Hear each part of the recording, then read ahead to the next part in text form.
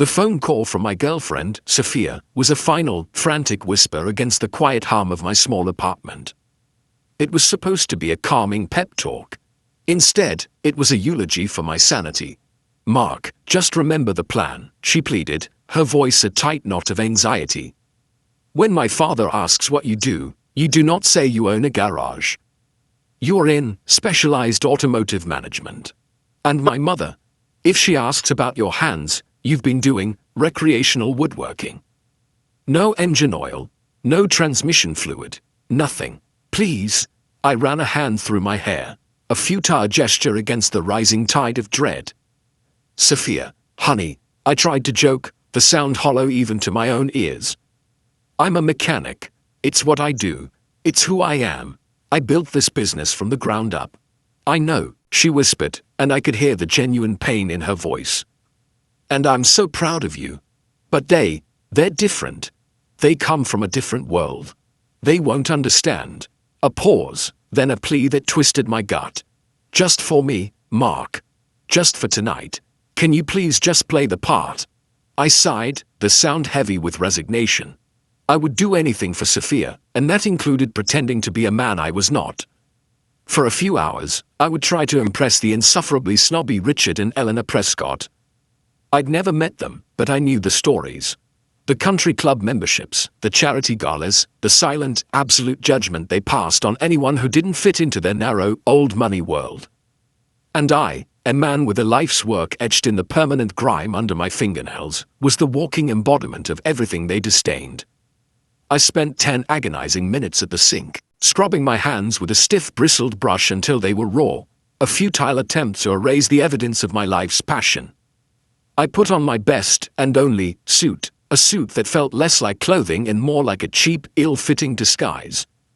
I climbed into my meticulously clean, vintage pickup truck, a vehicle I had restored with my own hands, and started the long, lonely drive out of the city and into their world. The landscape changed with every mile. Grimy city blocks gave way to sprawling suburbs, then to rolling hills of manicured horse country. The road narrowed, and soon I was driving past estates so grand they looked like castles. I checked my watch. I was going to be early. A small, manageable victory.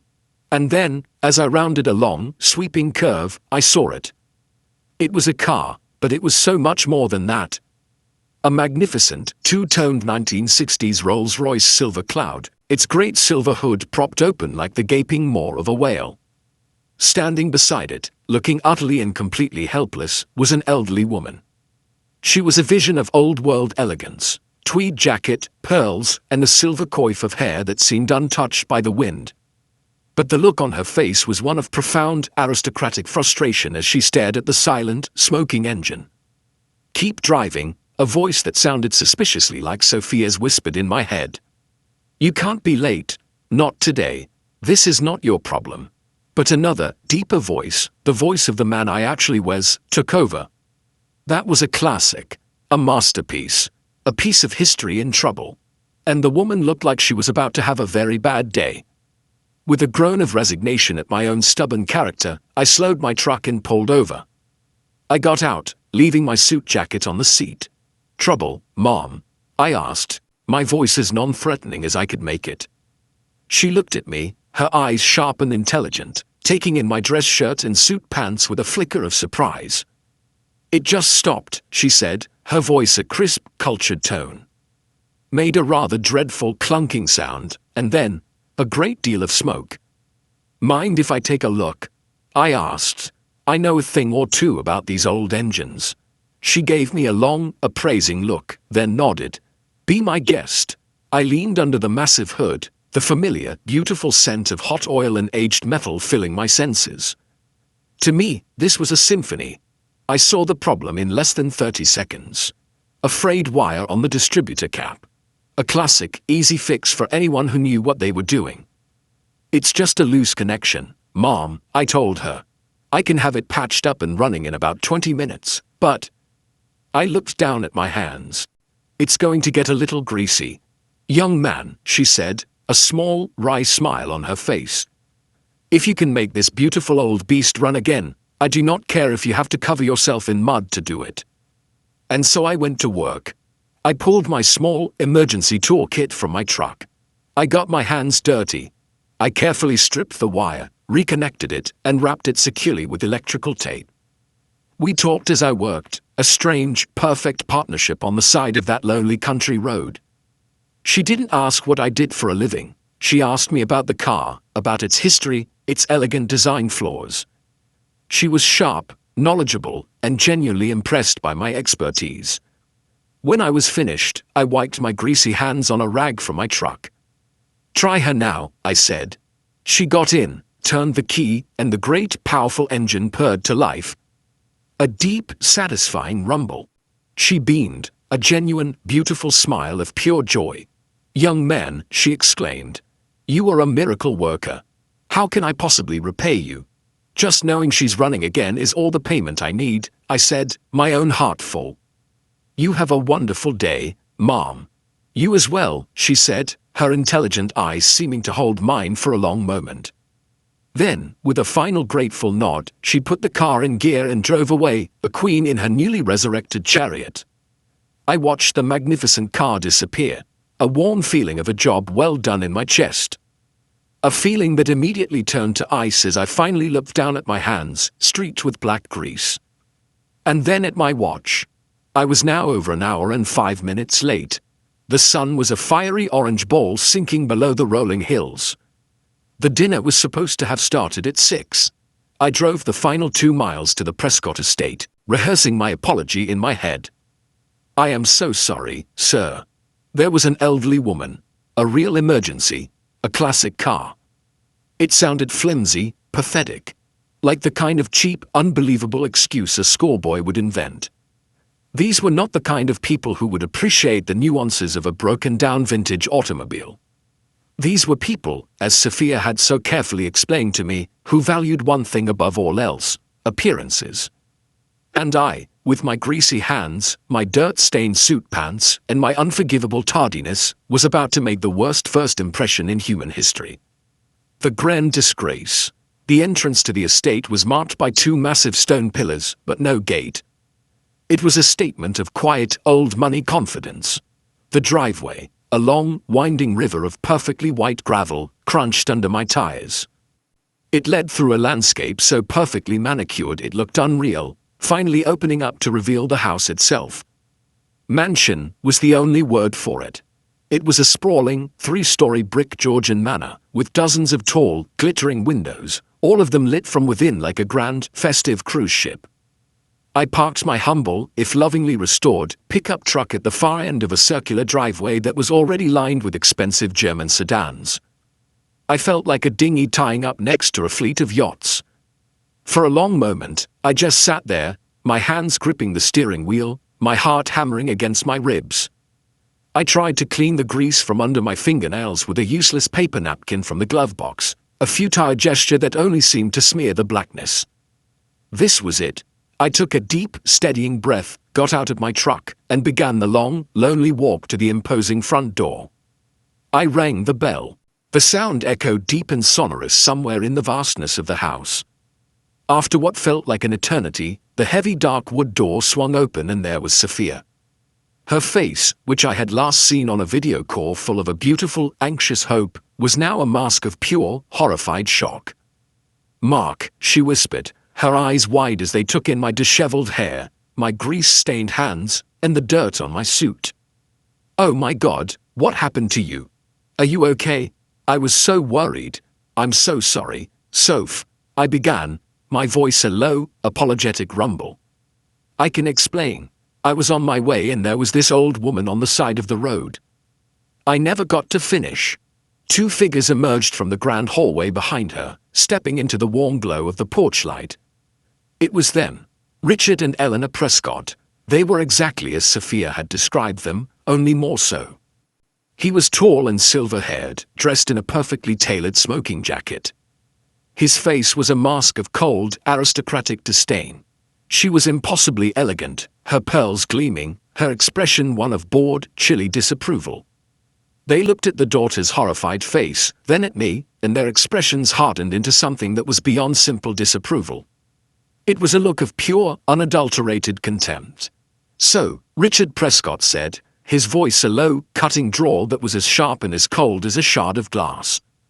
"This is him, the mechanic. I am so incredibly sorry for my tardiness, Mr. and Mrs. Prescott," I stammered, my carefully rehearsed speech turning to ash in my mouth. There was a woman on the road. Her vintage car had broken down, and I felt I had to stop and help her. Richard held up a hand, silencing me instantly. "We do not care for your excuses, young man. Punctuality in our world is not a suggestion.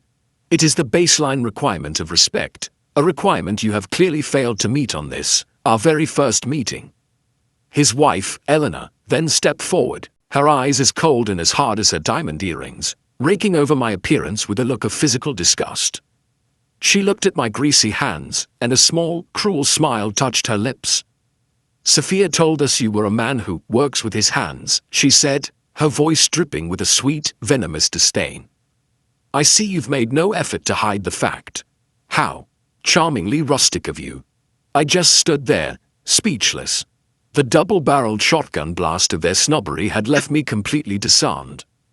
"I think it's best if we reschedule this visit, Mark," Richard said, his tone one of a man dismissing a servant. He was not even looking at me anymore. He was looking at his daughter.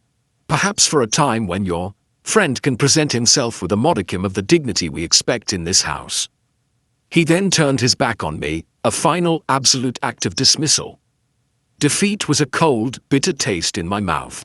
I had failed. I had played the game, and I had lost spectacularly. I gave Sophia one last heartbroken look, a silent apology for not being the man her family wanted.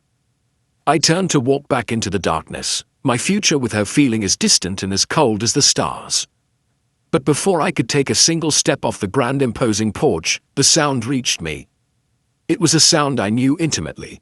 The deep, beautiful, and profoundly familiar rumble of a classic V12 Rolls-Royce engine.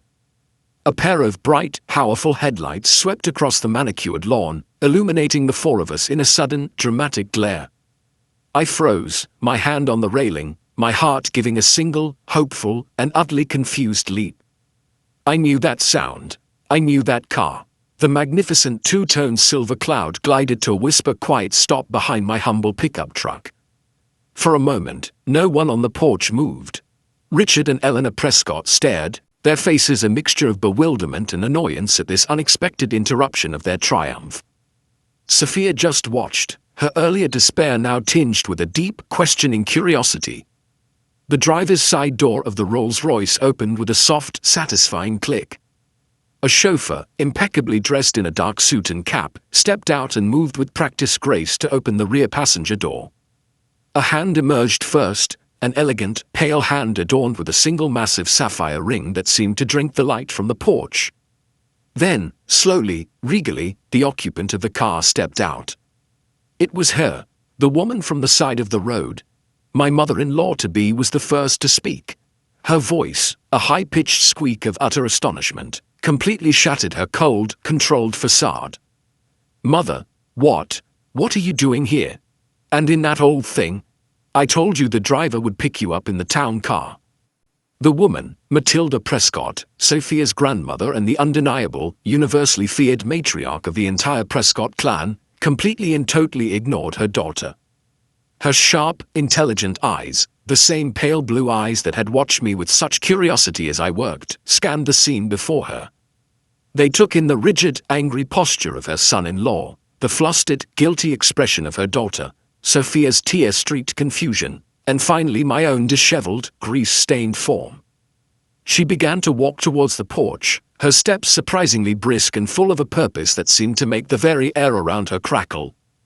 Richard and Eleanor, who just moments ago had been the imperious lords of this manor, now looked like two petulant, scolded children.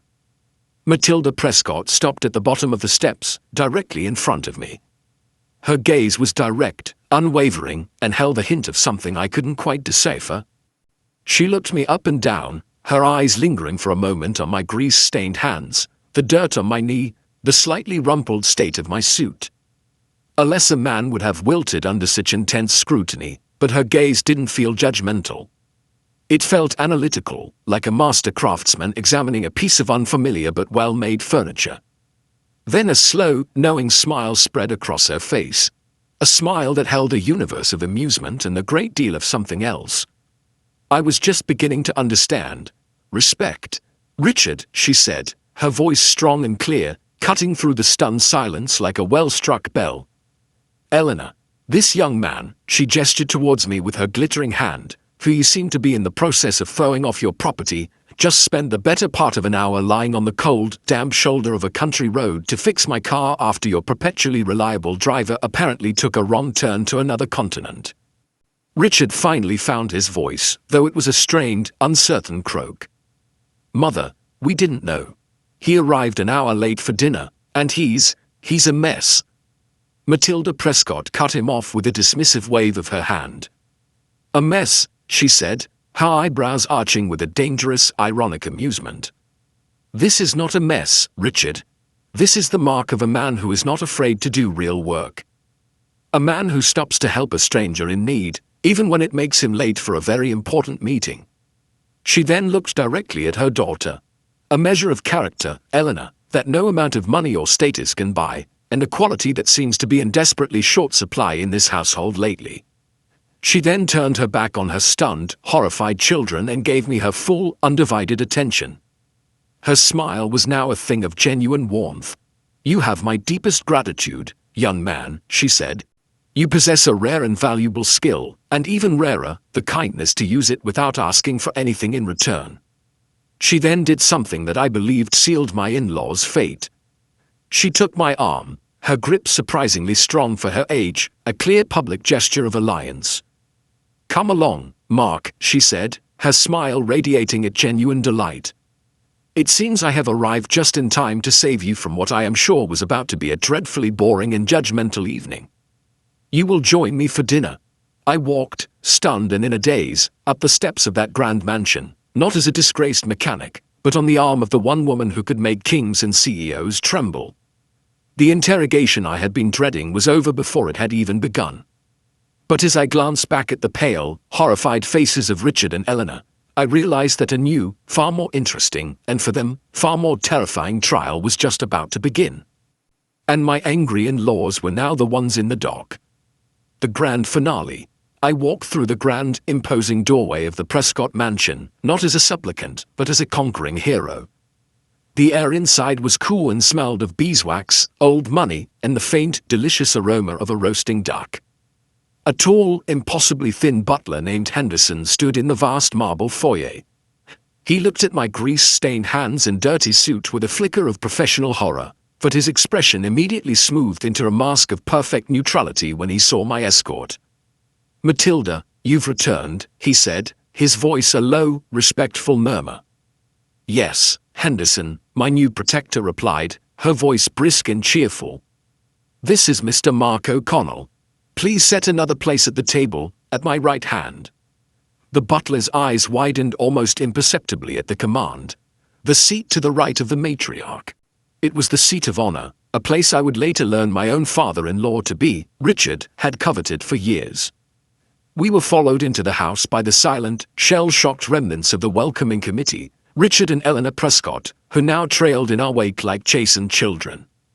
My girlfriend Sophia followed behind them, her face a beautiful, breathtaking picture of dawning awe and suppressed, joyous laughter. Matilda led me into the dining room. It was a room so grand it seemed almost absurd, with a table long enough to land a small aircraft on, set for what looked like 20 people, though only the 5 of us were present. She guided me to my seat of honor, and I sat, feeling like a commoner who had accidentally stumbled into a royal court and been mistaken for a visiting prince. The dinner that followed was the most surreal, the most satisfying, and the most terrifying 90 minutes of my entire life. It was not a meal, it was a performance, a quiet, brutal, and masterfully executed play with Matilda as the sole director and her own children as the hapless, humiliated supporting cast. She completely and totally ignored them. For the entire meal, her focus was a laser beam directed only at me. She did not ask me about my income or my financial prospects. She asked me about me. So, Mark, she began, after the butler had poured us both a deep ruby red wine. A 1960s silver cloud. A magnificent machine, but a notoriously temperamental one. The fuel pump, Untold, is a nightmare. What's the secret to keeping the pressure consistent? And so I told her. I spoke of my passion, of my craft. I talked about the elegant simplicity of a carburetor, the lost art of hand-tooling a custom part, the unique satisfaction of bringing a beautiful, forgotten old engine back to life. I spoke not as a greasy mechanic, but as an artisan, a craftsman, a man who truly loved his work. And she listened, her sharp, intelligent eyes never leaving my face, asking smart, insightful questions, her interest genuine and absolute. At one point, Richard, my future father-in-law, clearly unable to bear the irrelevance any longer, tried to interject. Speaking of investments, Mother, he began, his voice a little too loud. The market for pre-war classics is showing a significant downturn. Matilda cut him off with a cool, dismissive wave of her hand. Richard, please, she said without even looking at him. We are discussing things of actual, tangible value tonight, not your imaginary numbers on a screen. Mark is a man who builds things, a concept I fear is becoming quite foreign to this family. The verbal slap was so sharp, so precise, that Richard physically flinched and retreated into a sullen, resentful silence for the rest of the meal. Later, Eleanor, my future mother-in-law, made a desperate attempt to regain some ground. The duck is simply divine, isn't it, Mother? I had the chef flown in from New York. Matilda took a delicate bite, chewed thoughtfully, and then looked at me. It's quite good, she conceded. But you know, Mark, a well-tuned engine, an engine that has been cared for and brought back from the brink by a skilled hand, that is a far more satisfying thing than any fancy meal. Don't you agree? Yes, Mom, I said, a slow smile spreading across my face as I finally understood the game she was playing. I most certainly do. And so it went. For the entire dinner, I was the celebrated guest, the valued expert. And they, in their own magnificent home, were the audience, forced to sit in silence and watch as the matriarch of their family celebrated the very man they had tried so cruelly to reject. Sophia, across the table, just watched me, her face full of a love and a pride so profound it made my own heart ache with a happy, brilliant light. She was seeing the man she fell in love with, not just accepted, but championed. As the evening finally came to a close and the butler served coffee, Matilda made her final, decisive move. She looked down the long table at her silent, humiliated children, and then at Sophia and me.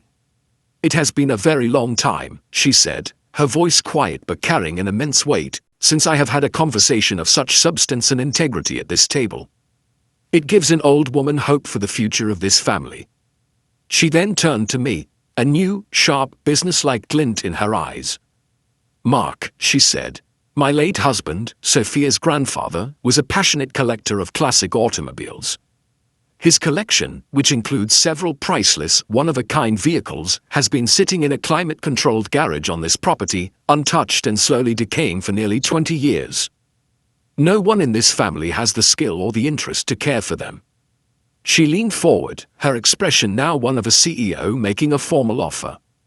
I believe, she said, a triumphant smile on her face, that I have just found a new project for you. We will discuss the generous terms of your new role as the official curator of the Prescott Automobile Collection tomorrow morning. My own jaw, I am not ashamed to say, dropped. Richard and Eleanor just stared, their faces a pale, horrified canvas of disbelief. She hadn't just approved of me. She hadn't just welcomed me into the family. She had just given me a job, a purpose within their own world, and the keys to a priceless piece of their history. The greasy mechanic they had tried to throw out of their house had just been put in charge of the family jewels. The silence in the grand dining room following Matilda Prescott's announcement was a thing of beauty. It was a silence filled not with tension, but with the deafening sound of my in-law's world being turned completely and irrevocably upside down. I looked across the table at my girlfriend, Sophia. The look of pure, radiant, and triumphant love on her face was a sight I would cherish for the rest of my life. She wasn't just happy for me, she was vindicated. The man she loved, the man her parents had deemed a dirty, unpresentable commoner, had just been knighted by the Queen herself. My future father-in-law, Richard, looked as though he had been physically struck. His mouth opened and closed silently, like a fish gasping for air. My future mother-in-law, Eleanor, was a statue of pure, pale horror, her wine glass frozen halfway to her lips. They had lost in their own home, at their own table. They had been utterly and completely outmaneuvered. The judgment had been judged and found wanting. I finally found my voice, a humble and slightly shaky thing. "Mom, I don't know what to say. That is an incredibly generous offer. I would be honored." "Nonsense," she said with a dismissive wave of her hand, though her eyes were twinkling with a fierce delight. "It is not a generous offer, Mark. It is a practical one. I am saving a priceless piece of my late husband's history from slowly turning to dust at the hands of people who see it only as a number in a ledger. You, I can tell, see the soul in the machinery. That is a skill that cannot be bought." As Sophia and I were finally preparing to leave hours later, after a long and wonderful conversation with Matilda about the glories of the 1930s Duesenberg engine, my in-laws made one last desperate stand. They cornered Matilda in the grand foyer. "Mother, you cannot be serious," Eleanor hissed, her voice a low, furious whisper. "You are not actually planning to give this grease monkey access to Father's collection? It's a priceless piece of our family's heritage." Matilda turned, and the warm, grandmotherly woman I had been speaking to all evening vanished, replaced by a figure of such cold, aristocratic authority that even I took an involuntary step back. "Eleanor," she said, her voice like ice, "let me be perfectly clear. This family's heritage is not in its cars or its houses or its stock portfolios. This family's heritage is supposed to be in its character, a quality this young man has displayed in abundance, and a quality you and your husband," she gave a withering glance at Richard, "have shown a shocking lack of tonight. He has my complete and total confidence. He is a man of skill, decency, and kindness. He is a welcome and much-needed addition to this family. You will show him the respect he has earned. Do I make myself clear?" "Yes, Mother," Eleanor whispered, her face pale, her eyes fixed on the floor. Matilda then smiled at me again. "Henderson will give you the keys to the West Garage in the morning, Mark," she said. "Have fun." The months that followed were a quiet revolution. Our wedding was a beautiful, joyful affair. My in-laws were there, their smiles strained, but their behavior impeccably polite. They were terrified of Matilda, and it showed. The day after our honeymoon, I walked into the fabled West Garage for the first time with Sophia at my side. It was a car lover's heaven, a dusty, silent cathedral of automotive greatness. There were pre-war Bugattis, classic Ferraris, ancient, magnificent American muscle cars. It was a lifetime of yen. "Henderson will give you the keys to the West Garage in the morning, Mark," she said. "Have fun." The months that followed were a quiet revolution. Our wedding was a beautiful, joyful affair. My in-laws were there, their smiles strained, but their behavior impeccably polite. They were terrified of Matilda, and it showed. The day after our honeymoon, I walked into the fabled West Garage for the first time with Sophia at my side. It was a car lover's heaven, a dusty, silent cathedral of automotive greatness. There were pre-war Bugattis, classic Ferraris, ancient, magnificent American muscle cars. It was a lifetime of work, a project of pure joy. And it was now my responsibility, my purpose. I never had to pretend to be a man of automotive management again. In fact, Matilda insisted that I invite the in-laws to the garage, to walk them through my restoration work, to explain the intricate mechanics of a carburetor, to let them see me in my element, my hands covered in the honest, noble grease of my trade. It was her own quiet, sustained, and brilliant form of revenge on my behalf. One evening, months later, Sophia and I took one of the restored cars, a beautiful 1965 Jaguar E-Type, for a drive through the countryside. The sun was setting, the air was cool, and my beautiful wife was sitting beside me, a look of pure, happy contentment on her face. I thought back to that first terrible night, to the dread and the fear I had felt on my way to meet her parents. I had been so ready to hide who I was, to pretend to be someone more respectable, to win their approval. And yet it was the one simple, authentic act of kindness, the act of a mechanic stopping to help a stranger with her car, that had won me everything. My vindication was not in their humiliation, but in the profound, beautiful truth of that moment. I had not been accepted in spite of who I was. I had been welcomed, celebrated, and ultimately triumphant because of it. I had been true to myself, and in doing so had found a new and far better family, grease stains and all.